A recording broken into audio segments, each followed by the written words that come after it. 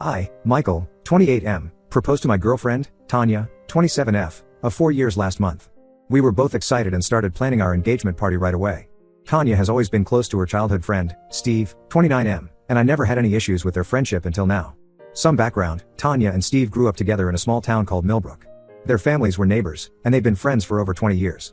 They went to the same schools, joined the same clubs, and were practically inseparable throughout their childhood and teenage years.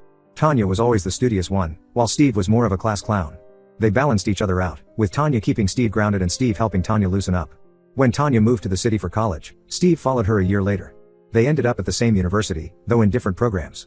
Tanya studied business, while Steve pursued a degree in graphic design. Even in college, they remained close, often studying together and hanging out in the same friend groups.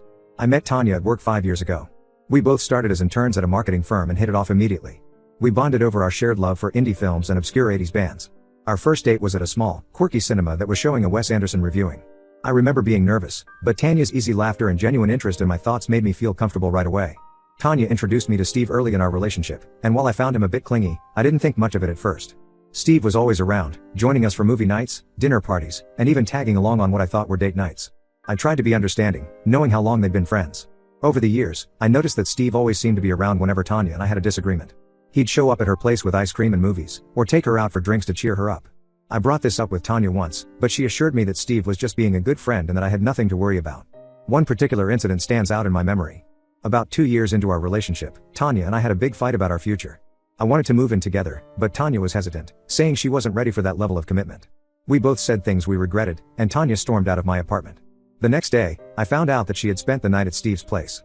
When I confronted her about it, she said Steve had just been comforting her as a friend. I tried to believe her, but it planted a seed of doubt in my mind. Despite these occasional hiccups, our relationship grew stronger. We supported each other through career changes, family issues, and personal growth. Tanya was there for me when my dad had a health scare last year, and I stood by her when she decided to quit her corporate job to start her own business. Through it all, Steve remained a constant presence in our lives. When I decided to propose, I spent months planning the perfect moment. I knew Tanya loved the ocean, so I arranged a weekend getaway to a beautiful coastal town. I proposed at sunset on a secluded beach, and Tanya's tearful yes made me the happiest man alive. We celebrated with champagne and called our families to share the news. Tanya insisted on calling Steve right after her parents, which I found a bit odd, but I was too elated to dwell on it. As we started planning our engagement party, Tanya was adamant about having it at a specific venue, a rustic barn on the outskirts of the city. It turned out that this was where she, Steve, and their high school friends used to hang out during summers. I would have preferred something more modern, but I wanted Tanya to be happy, so I agreed. The day of the engagement party arrived, and everything seemed perfect at first. The barn was beautifully decorated with fairy lights and wildflowers. Our families and friends mingled, sharing stories and congratulating us. Tanya looked radiant in a pale blue dress, her engagement ring sparkling as she gestured animatedly while talking to guests. Steve arrived late, already tipsy, and immediately started making snide comments about our relationship. He kept bringing up embarrassing stories about Tanya from their childhood and college days, which made her visibly uncomfortable. He told everyone about the time Tanya got so drunk at a college party that she tried to climb a tree and fell face first into a bush. He also mentioned how Tanya used to have a crush on their high school English teacher, making her blush furiously. As the night went on, Steve got drunker and louder. He started telling everyone how he and Tanya were soulmates and how they had a pact to marry each other if they were both single by 30. Tanya tried to laugh it off, but I could see she was getting annoyed. He then proceeded to show everyone old photos of him and Tanya that he had on his phone, including some from spring break trips that Tanya seemed embarrassed about. The final straw came when Steve decided to make a toast. He stood up, swaying slightly, and said, "To Tanya and Michael. May their marriage last as long as it takes for Tanya to realize she's meant to be with me." There was an awkward silence, and then Steve stumbled and knocked over the cake table, ruining the cake and shattering glasses everywhere. I was furious. I asked Steve to leave, but he refused, saying he had every right to be there as Tanya's best friend. Tanya's brother, Tom, and my best friend, Dave, had to physically remove him from the party. As they were dragging him out, Steve shouted, "Tanya, remember our promise. It's not too late." The rest of the night was tense, and many guests left early. Tanya's parents looked uncomfortable, and my mom kept shooting me concerned glances. Our friends tried to salvage the evening by starting some party games, but the atmosphere remained awkward. After everyone was gone, I tried to talk to Tanya about what happened. To my shock, she defended Steve, saying he was just drunk and didn't mean any harm. She said I was overreacting and that Steve has always been there for her. We got into a huge argument, with me pointing out all the time Steve had interfered in our relationship, and Tanya accusing me of being jealous and controlling. I brought up how Steve always seemed to insert himself into our relationship problems, and how his soulmate's comment was completely inappropriate. Tanya countered by saying that Steve had been going through a tough time lately, having recently broken up with his girlfriend, and that we should be more understanding. The argument ended with Tanya storming out and going to stay with her sister. It's been 3 days, and she's still not home. She's texted me saying she needs space to think about things. I'm hurt and confused. Am I overreacting? Should I just accept that Steve will always be a part of our lives, even if he clearly has feelings for my fiancée? I love Tanya, but I don't know if I can marry someone who puts her friends' feelings above our relationship. I'm considering calling off the engagement, but I'm worried I might be making a hasty decision. The thought of losing Tanya is devastating, but the idea of always being second to Steve is equally painful. I've tried talking to my friends about this, but they're divided. Some think I should give Tanya an ultimatum, while others say I need to be more understanding of her long-standing friendship with Steve. My mom thinks I should call off the engagement, saying that these issues will only get worse after marriage. I'm lost and could really use some outside perspective. How do I handle this situation? Is there any way to salvage my relationship with Tanya while also addressing the Steve problem? Or am I fighting a losing battle? Update 1. It's been a week since my last post, and things have only gotten more complicated. Many of you suggested that I talk to Tanya calmly and express my concerns about Steve. I took your advice and asked Tanya to meet me at a neutral location, a quiet cafe we both like. When we met, Tanya seemed defensive from the start. She was wearing the necklace Steve had given her for her 21st birthday, which I took as a bad sign. I tried to explain how Steve's behavior at the engagement party made me feel, and how his constant presence in our relationship was becoming an issue for me. I told her about how uncomfortable I felt when Steve would show up unannounced at our date nights, or how he always seemed to know about our arguments before I had a chance to tell anyone. I mentioned that while I respected their friendship, I felt that Steve didn't respect our relationship. Tanya listened, but then she dropped a bombshell. She and Steve had kissed once, years ago, before she met me. According to Tanya, it happened during their college days when they were both drunk at a party. She said it meant nothing and they both agreed to forget about it and remain friends. She swore she never had romantic feelings for Steve and that she chose to be with me. I was stunned. Not only because of the kiss but because Tanya had never mentioned this before. When I asked why she kept it from me, she said she didn't think it was important and didn't want to create unnecessary drama. This led to another argument, with me feeling betrayed and Tanya accusing me of making a big deal out of nothing. During our heated discussion, Tanya's phone kept buzzing with messages. I glimpsed Steve's name on the screen several times. When I pointed this out, Tanya got defensive again and said I was being paranoid. She refused to show me the messages, saying I needed to trust her. The conversation then took an unexpected turn. Tanya started bringing up times when she felt I had let her down. She mentioned how I missed her art show opening last year because of a work emergency, or how I forgot to call her on her birthday until late in the evening. She said that Steve was always there for her during these moments, implying that I wasn't as reliable as him. I tried to defend myself, reminding her of all the times I had been there for her, like when I stayed up all night helping her prepare for a big presentation, or when I surprised her with a weekend getaway after she lost a major client. But Tanya seemed determined to paint Steve as the perfect friend and me as the neglectful boyfriend. The meeting ended with both of us angry and frustrated.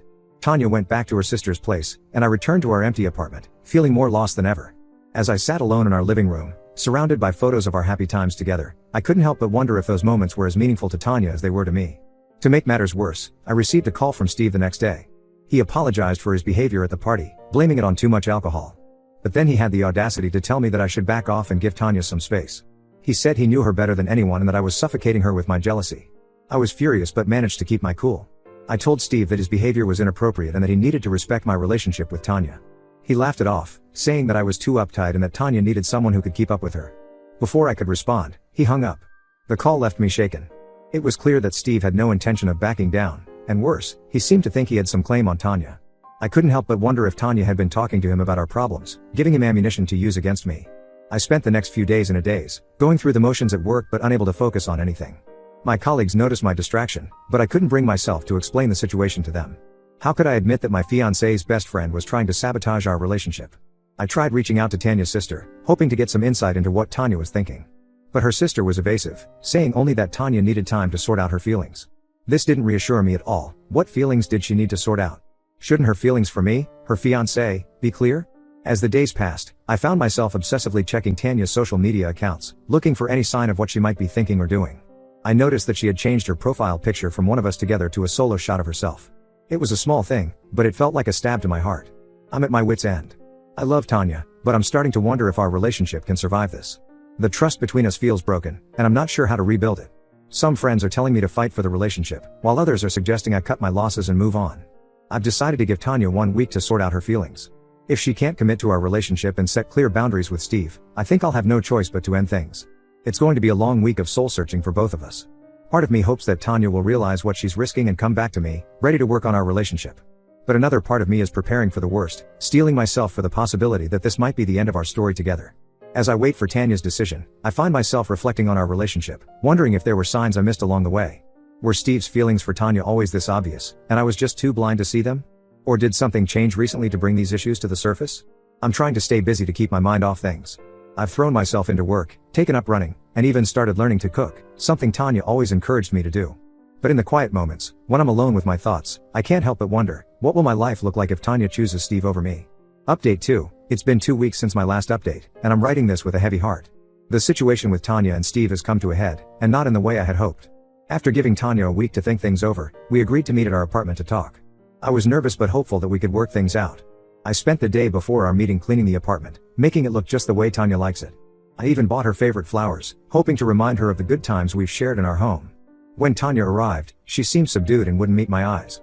I noticed she wasn't wearing her engagement ring, and my heart sank. We sat down on the couch where we'd spent so many evenings cuddled up watching movies, but now it felt like there was an ocean between us. As we sat down, Tanya finally opened up. She admitted that my ultimatum had forced her to confront her feelings, and she realized that she couldn't choose between Steve and me. She said she loved me, but she also couldn't imagine her life without Steve in it. I was devastated. I asked her point blank if she had feelings for Steve, and after a long pause, she nodded. She said she had been suppressing these feelings for years, convincing herself that they were just close friends. But the events of the past few weeks had brought everything to the surface. Tanya then revealed that she and Steve had been spending a lot of time together while she was staying at her sister's place. They had long talks about their history and their feelings. She swore nothing physical happened, but the emotional intimacy was clear. She told me about how Steve had been there for her during some of the toughest times in her life, when her parents were going through a nasty divorce, when she was struggling with depression in college, and when she was unsure about her career path. She said that Steve understood her in a way that no one else did, not even me. I felt like I had been punched in the gut. All the signs had been there, but I had chosen to ignore them. I remembered all the times Steve had shown up uninvited to our dates, all the inside jokes between them that I never understood, all the long phone calls that would end abruptly when I entered the room. Tanya was crying now, saying she never meant to hurt me and that she was confused about what she wanted. She said she loved me and valued the life we had built together, but she couldn't deny her feelings for Steve any longer. In that moment, I knew what I had to do. With a calm I didn't feel, I told Tanya that I was calling off the engagement. I couldn't be with someone who wasn't sure about me, and I deserved someone who would choose me without hesitation. Tanya seemed shocked, as if she had expected me to fight for her. She started to protest, saying we could work things out, that she just needed more time. But I stood firm. I told her that I couldn't be in a relationship where I was always wondering if I was second best. I asked Tanya to pack her things and leave. As she was gathering her stuff, sobbing quietly, I removed my engagement ring and placed it on the coffee table next to the wilting flowers I had bought earlier. Watching Tanya pack up her life from our shared apartment was one of the hardest things I've ever done. Each item she took felt like she was erasing a piece of our life together. The framed photo of us from our first vacation, the silly mug I had given her for our second anniversary, the oversized sweater of mine she always wore on lazy Sundays, all of it went into boxes, taking my dreams of our future along with them. As Tanya was about to leave, she turned to me with tears in her eyes and said, "I'm sorry, Michael. I never meant for this to happen." I couldn't bring myself to respond. I just nodded, fighting back my own tears. As the door closed behind her, I felt a finality that broke something inside me. The next few days were a blur. I informed our families and close friends about the broken engagement. Most were supportive, though Tanya's family was upset and tried to convince me to reconsider. Her mom called me, pleading that Tanya was just confused and that we could work things out. But I knew in my heart that it was over. I've since learned from mutual friends that Tanya moved in with her sister permanently and that Steve has been spending a lot of time there. It hurts, but it also confirms that I made the right decision. Some friends have told me that they've seen Tanya and Steve together around town, looking very couple-like. Each time I hear something like this, it's like ripping off a bandage that hasn't had time to heal. I'm trying to focus on healing now. I've thrown myself into work, taking on extra projects to keep my mind occupied. I've started hitting the gym regularly to clear my head and work out some of the anger and frustration I'm feeling. It's not easy, but I know I'll get through this.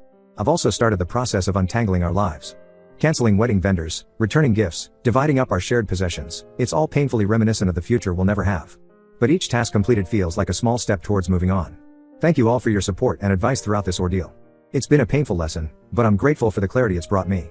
I know I deserve someone who will choose me unequivocally, and I won't settle for less in the future. Update 3. It's been a month since my last update, and I wanted to share some final thoughts on this chapter of my life. The aftermath of ending my engagement with Tanya has been challenging, but I'm slowly finding my feet again.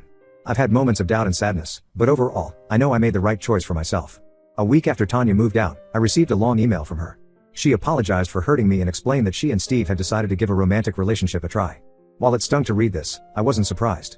She went on to say that she never intended for things to happen this way, but that she and Steve had realized they couldn't deny their feelings anymore. She asked for my forgiveness and said she hoped we could be friends someday.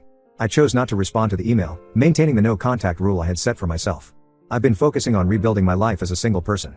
I've redecorated the apartment, removing all traces of Tanya and our life together. It's been therapeutic in a way, like I'm reclaiming my space and my identity. I painted the walls a color Tanya always vetoed, rearranged the furniture, and bought some new art pieces that reflect my own tastes. My friends and family have been incredibly supportive. They've kept me busy with dinners, game nights, and outdoor activities. Last weekend, my college buddies organized a camping trip. Sitting around the campfire, sharing stories and laughing, I felt a glimmer of my old self returning. I've also started seeing a counselor to work through my feelings about the breakup and to address some trust issues that have surfaced. It's been helpful to have an objective person to talk to about everything that happened. Through these sessions, I'm learning to set healthier boundaries and to recognize red flags in relationships. As for Steve, I heard through the grapevine that he and Tanya went on a romantic getaway together. While this information initially upset me, I realized that their relationship is no longer my concern. I've blocked both of them on all social media platforms to avoid any unwanted updates about their lives. Work has been a good distraction. I've taken on a challenging new project that's keeping me busy and engaged. My boss has noticed my increased focus and dedication, and there's been talk of a potential promotion. It's nice to have something positive to look forward to. I've also reconnected with some old hobbies that I had let slide during my relationship with Tanya. I've joined a local photography club and have been spending weekends exploring the city, camera in hand. It's reminded me of the person I was before Tanya, and the person I can be on my own. Looking back, I can see the red flags I missed throughout my relationship with Tanya. Her inability to set boundaries with Steve, the emotional dependence they had on each other, and the way she constantly sought his approval, it was all there, I just didn't want to see it. This experience has taught me a lot about self-respect and the importance of clear boundaries in relationships.